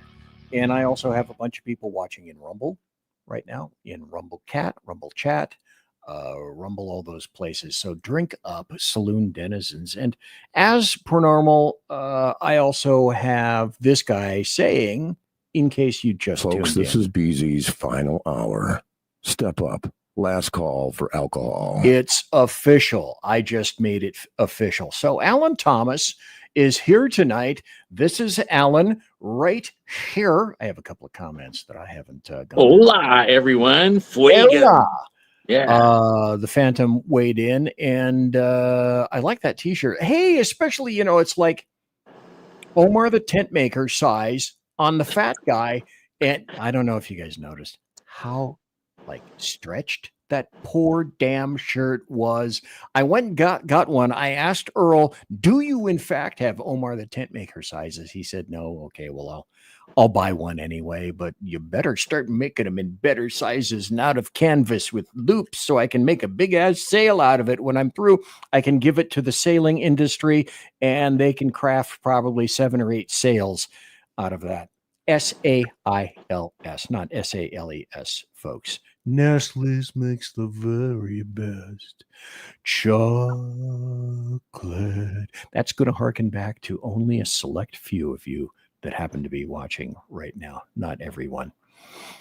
So Alan Thomas, this is where the tire meets the rubber of the road, and the road meets the fork in the road, and the road meets all the people that are rubbing the road or talking about the road, and this is where the crux of the biscuit occurs.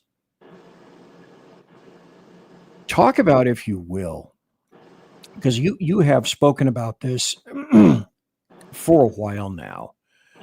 You believe that things have occurred and are changing in, at least I think you said the last 10 years or so, or maybe even longer, but most recently, and anybody who's cognizant of the news, been watching what's going on, I hope everyone has noticed that there's an uptick in earthquakes. There's an uptick in tsunamis. The Cascadia subduction zone, which is actually infinitely larger than the San Andreas Fault, which everyone go, oh, California, always spell it with a K. They don't say always spell it with a K.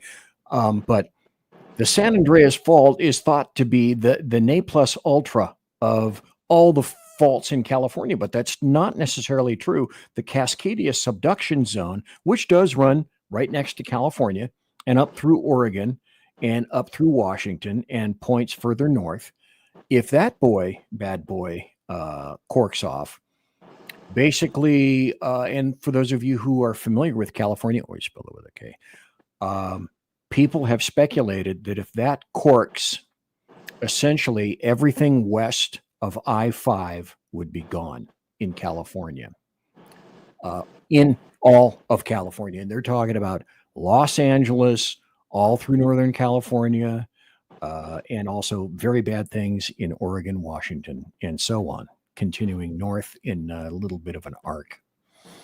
So with all these things that we're seeing, including Yellowstone, if Yellowstone pops off, I'm toast. Because I'm not that terribly far from Yellowstone. You'll find me in the pugilistic position. 400 years later, somebody will find a big fat guy on the ground in the pugilistic position, like they found all the people in Pompeii, and it'll be BZ because I'll be wearing a hat, and they'll look, how did this guy get so fat? For God's sake, he burned up in the Yellowstone conflagration, and I'll be clutching my wife and my dogs. Trust me. But I'll be the first to go. Alan Thomas, what the heck is happening right now? Are we seeing something similar to the book of Revelation in the Bible? We are tracking 100% on prophecy, 100%. In fact, Yellowstone, I've been following Yellowstone probably about 8 years. And here recently, somewhere it was probably around June 15th, I'm pretty sure it was, or June 16th, right in there, they turned off the so that you could see the earthquakes that they're monitoring all around the crater, you know, and they turned them off. And they said they were making a new website. Well, here recently they turned them back on, but they're not on, right? You can see them, but they're not there. There's nothing on there, right? I can't remember what they call it, but yeah, we're what I'm finding, and I've been praying about this quite a bit. In fact, the last time I was there, we talked about this a lot because I felt like we were at the end then, and I didn't think there was that much time left. And I've actually been talking about that with my family for 4, 5, 6 years, that how close we are. Only now I give us, I would say we're at minutes now, you know, on the clock. When the clock strikes midnight, everybody always puts it like an hour before. Well, I would put it like minutes now. And I was doing some research on the dates. So like it's estimated that Jesus was hanging on the cross and gave his life for everyone in AD 31. So we know that he was at the end of 4,000 years. And there's supposedly 7,000 years, and each 1,000 years is a day. And the Bible says there's 7 days. The first 6 days or at the end of the 6th day, you will start the Sabbath day, right? Which is that way in all weeks. Well, in this story of the Bible tells, the last 1,000-year day is the one where Christ rules and reigns on the earth. So we know that Christ was here in AD 31. So if you add 2,000 to that, that would put you at 2031, which would be the end of the 6th day. Okay, 6,000 years. Well, there has to be 7 years of tribulation. If you minus 7 years from 2031, you have 2025. And how things are going, I really thought, you know, they're give or take a year or two, right? Because nobody knows exactly that he was on the cross in AD 31. So it's give or take. It could have been 30, 31, 32. Nobody really knows exactly, but right in there, right? So we're right in there. We're right in there at the end. Well, recently, in the last few months, little kids are having dreams, and Jesus, they're going to see Jesus. And he's coming to them in the dreams and telling them, get ready to fly, that I'm coming real soon. And you and your family and everyone's going to fly. Right? That would be the rapture. And they're describing it all over the place. Like it's almost taking the internet by storm all of a sudden. And not only that, over in the Muslim countries where nobody could go preach over there, right? Nobody can spread the gospel or whatever you want to call it. That also is off the hook, Jesus coming to them in their dreams, and they're changing their mind about Allah and all that stuff. Okay, not Muhammad coming to them in their dreams. Not Muhammad. Jesus coming. Himself, though. Not an angel. It's when you type this in and you look it up, it's thousands of people that he's coming to, right? And it hasn't been like this ever. You'd hear a story here, a story there over the last few years. This year, it's off the hook. Off the hook. And there's some of these little kids They're even saying when. They're saying a date. And then everybody's like, nobody knows the day or the hour, right? They say that. Nobody knows the day or the hour. Well, I know a little something about the Bible. I've been researching it since 1986. Starting in April 26, 1986. I even know the day. Well, there is a feast that's, the name of it is, nobody knows the day or the hour. It's the Feast of Trumpets. And when Revelation when it's time for everybody to be raptured, it says on the last trump, the rapture happens. So everybody's been guessing all these different feast days, because the first time Jesus came in, when he was born, he fulfilled 4 feasts, the spring feast, fall, spring festivals, or whatever you want to call it. When he returns this time, he's supposed to return and is supposed to be fulfilling the fall, the last 3. There's 7 of them. Okay, so the last 3 would be the fall feast, and one of them starts with the tabernacles, the trumpets, where they blow the trumpets, which is also known by, and all the Jews know this, the word, what they called it for years and years and years, is the day, nobody knows the day or the hour. That's the name of it. So did Jesus tell everybody the name of the day that he was coming?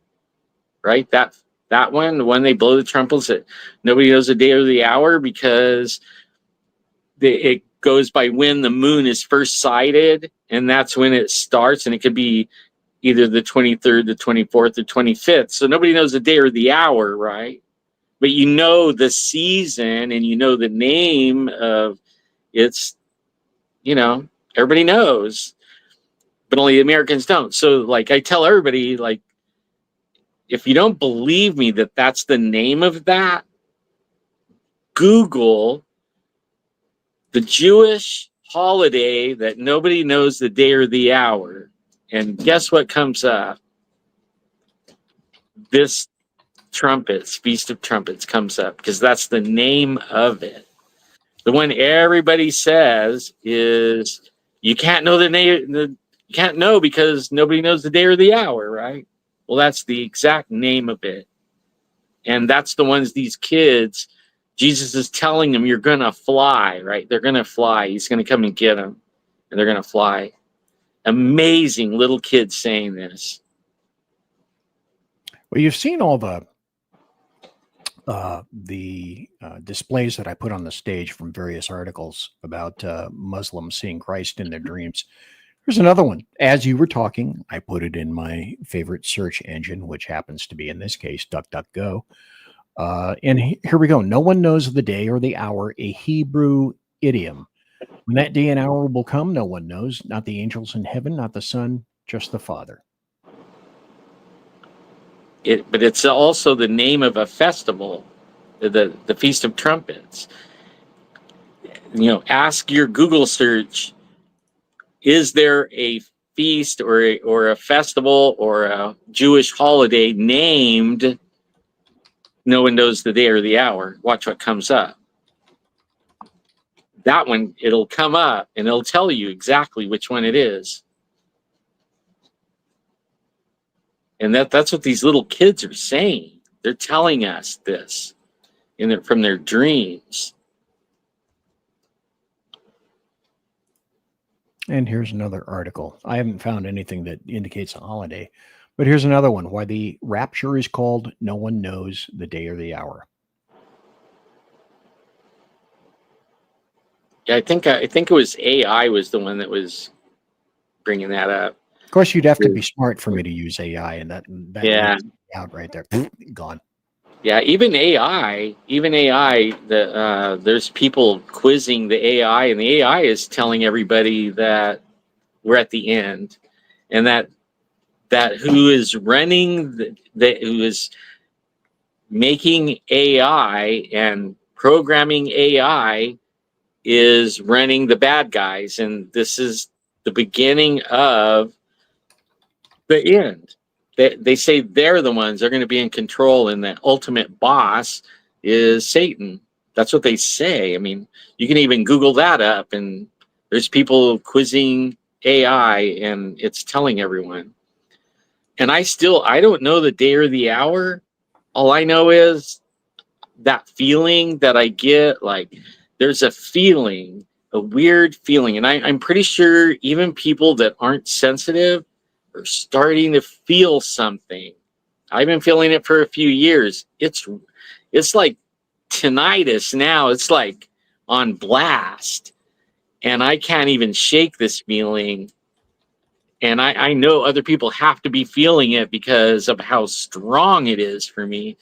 I'm thinking anytime. And then if all you got to do, you don't got to do anything. Like, the problem with everything is that, like, I don't even go to church because of it.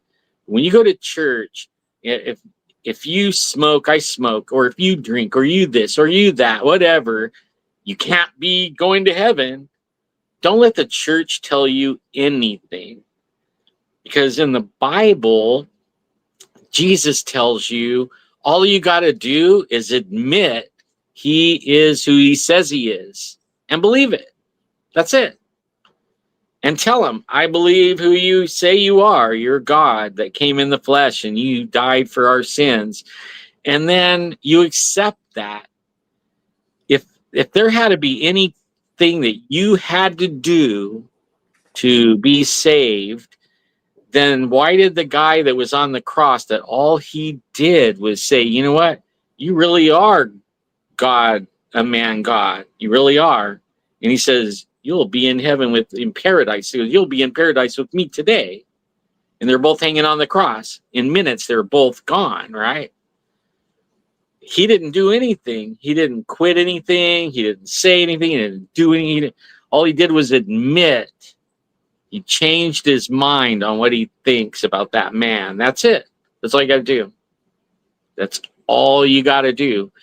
Do that, because you don't know if you're going to walk out and fall on your butt and break your head open tonight or tomorrow, or you might get there before, like me, I died on the operating table almost 25 years ago, April 2000. And then I was there, right? And I made a decision. I decided I wanted to come back because I wasn't done, right? I wasn't done. I felt like I had a lot more to do and here. And maybe I'm doing that. I don't know. I still don't know what it is. I ask all the time.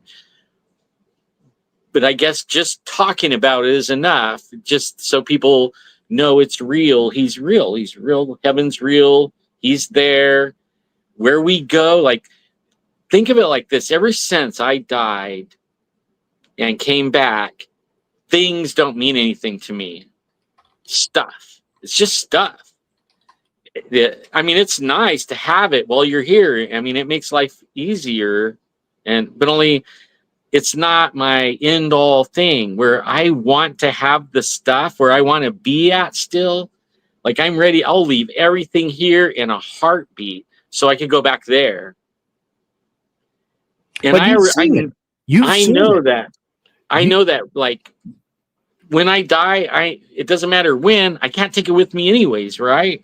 But what I have, what's over there is, this doesn't have anything on it, man. That over there is the ultimate, and you don't die again. So forever, think of it like forever and ever and ever and ever and ever and ever. You're not going to die. You only die once. And after that, you live forever. And whatever you get there, you will have forever and ever and ever and ever. And it won't break, and it won't rust, and it won't fall apart. It will be with you forever. So where do you want it? Where do you want it at? Do you want it in the world? Where's your mind? Is your mind in the world? Are you hanging out and thinking this is all that in the bag of chips and end all everything? Or are we all on course to be up there one day if we make the right decision? We change our mind. That's it. We just have to change our mind on that one man. That's it. And then we're over there. You don't got to do nothing. Once you accept that, he comes and he will start putting you in the direction, and you'll start changing course on things without even knowing it. And one day, 5 years later, you'll be looking back going, dang, you know what? That used to be my favorite thing to do. I'm not doing that anymore. Huh. Interesting. I mean, that's the only way I could say it. That's the most important thing, though. We're talking about an eternal decision, eternal decision. This will affect the course of the rest of your next life. If you know what I'm saying. I mean, I hope I'm saying it right. Let me throw this out here, because if you talk about people who are religious, whether they're Demorats or Republicans, it doesn't make any difference, I don't think. But people are saying on social media, I don't put that much veritas in terms of that, but some people are saying, well, I believe and I heard that Donald Trump, OMB, Orange Man Bad, the guy with the dead orange cat on his head, he is the Antichrist. He could be. In fact, I'm not saying he is. I'm not saying Obama was. What I'm doing is, when I first became a Christian, I was hanging out with some really prominent Christians. In fact, they were the ones that I went to Africa with before I was a Christian, right? I wasn't a Christian then. I was a man of the world, like, give me a bottle of booze and, I'm going to have a good time. But they were all wrapped up. It was like, oh man, the late great planet Earth, I think, and it was in the 80s, and Jesus was supposed to come back, and everyone was looking for the Antichrist, and they thought it was the Pope. I mean, people are adding up people's numbers of their names, what they were dressed like, because a lot of people, they tell me, like some of my close friends here, they're telling me, well, he can't be Trump because he has to be from the Middle East or this or that. It doesn't say where he comes from. It gives a description of a person, and this person's supposed to be very popular around the world. Everyone will be calling for him to bring peace to the world. That leaves Trump out. Well, he's the one that's trying to negotiate peace all over the world. He's doing better than anybody so far, even though he's not the main peace thing that he has to do, though, is he has to get Israel and the Muslim countries to have that peace agreement. If they do that, he fixes people's economies. I mean, he's messing around with world economies right now. I mean, he's messing around more than anybody. And he has to be known all around the world. He has to be known. There's not many people on the planet that fit that description. Besides, he might not be 100%, but he won't be the Antichrist exactly until Satan jumps in his body, which will be 3.5 years into the tribulation. So he'll be Trump and do all the things Trump's doing, or whoever, but whoever it is will take a wound to the head at 3.5 years in. This will be 3.5 years after the rapture. The people that goes in the rapture, they will not know who it is. He doesn't get revealed until after. Okay, after. But when this guy takes the wound to the head and then comes back to life, like Christ, 3 days, right? 3 days dead, Satan himself will be what animates this guy back to life, right? So he will be complete evil. He will be Satan. That's when he becomes the evil that everyone associates with the Antichrist. But before that, pre-7-year tribulation, he's popular, he's negotiating peace, he's messing around with everybody's economies, trying to make the world better and all this stuff, right? And like he's doing that. Remember the capitulation tour? I mean, everybody capitulated to him, and they still are. Not everybody, but they still are. He fits it better than anyone. I don't know how someone that's in the backstage or in the wings or whatever you want to call it can just step out on the world stage and at this late in the game become that popular around the world. You know what I mean? Like, I don't know how that, I mean, it could happen. I'm not saying it can't happen. Saying it would be almost impossible, though, to be where they're calling his name all over the world and loving this dude.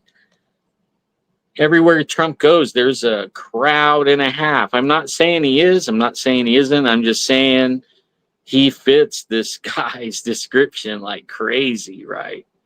But he won't become evil until 3.5 years in when Satan takes him over. Let me ask the final question for tonight. Sure. And folks, this is Alan Thomas. He's been here for the entire 2 hours, and thank you so kindly for being here. Alan is a good friend of mine, and I have to treat him kind of formally because a lot of people don't know who Alan is. And when I have him on, I introduce him a little bit again. I know all about Alan. He's been to my house twice for like weeks on end in the past 2 years, and he's just a great guy and a great friend. He's my big brother. He's my big brother. But people are asking when they're even remotely thinking about it at this point is, well, wait, it's called Revelations, which it isn't. And doesn't that mean everybody dies? At Revelations, everybody dies and it's all gone. And what's the point of that? But that's wrong, right? Yeah, not everybody dies. But only it's going to be bad because the judgment, tribulation is more like the word for it. But it's the judgment on Satan and men that follow him and do the deeds of Satan, like pedophilia and worshiping Satan and that the stuff that we're starting to hear coming out. Right? The things that are starting to come to light, how evil everyone, that's all going to get judged in this tribulation.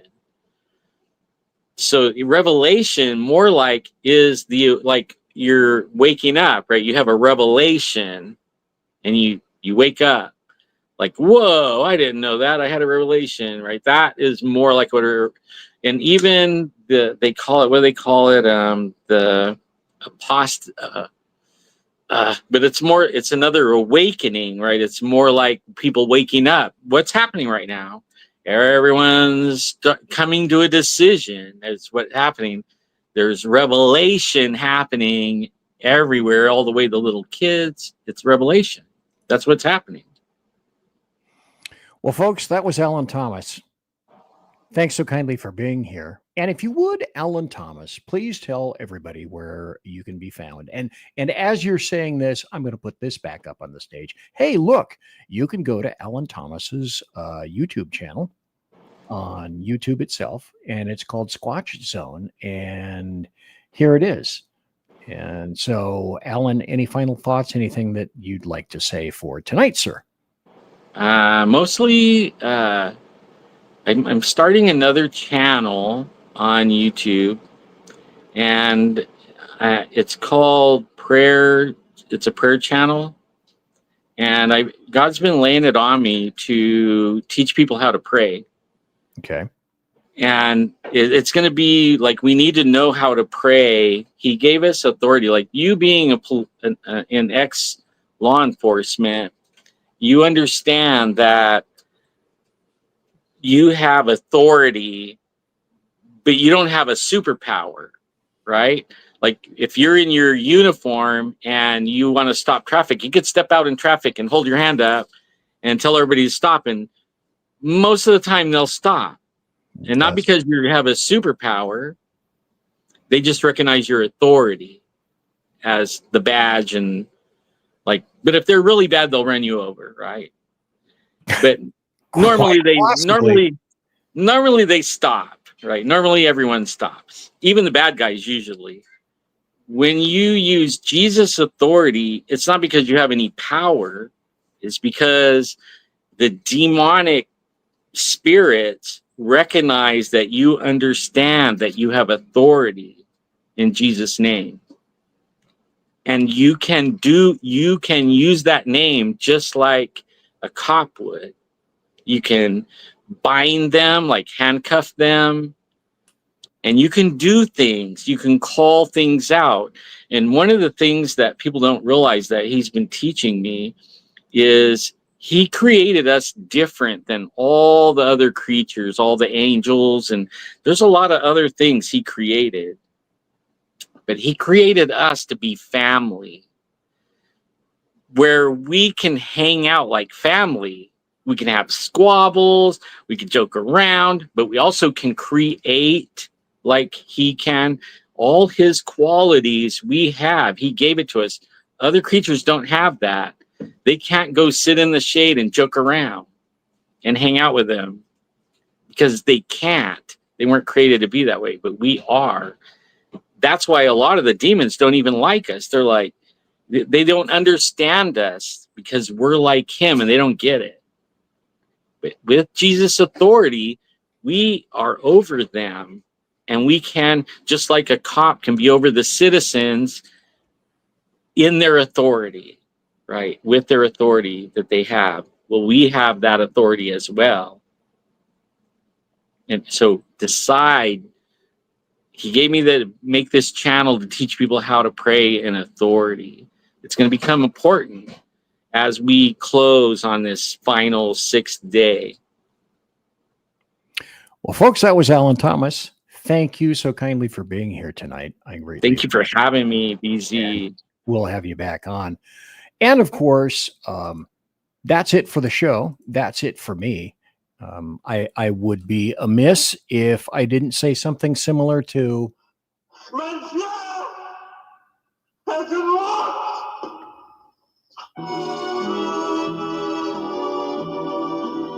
Verilyn. So, ladies and gentlemen, boys and girls, children of all ages, thanks for listening tonight to BZ's Berserk Bobcat Saloon radio show, live and direct from the SHR Media palatial and resplendent studio, including the chat room.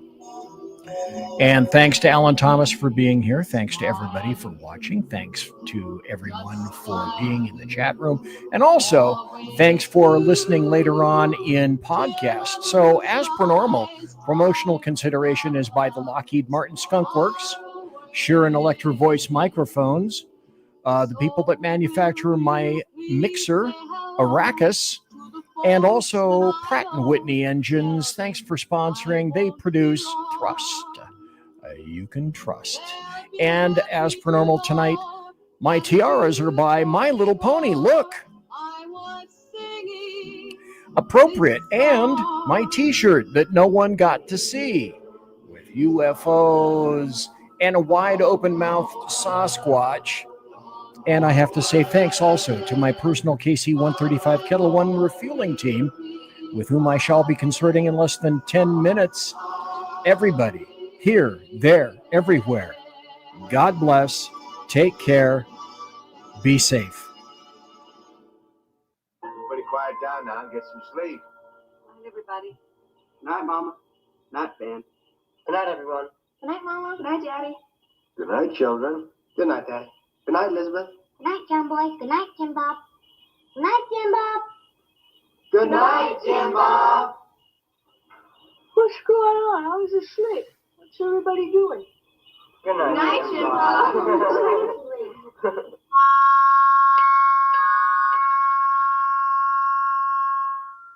Good night, and good luck.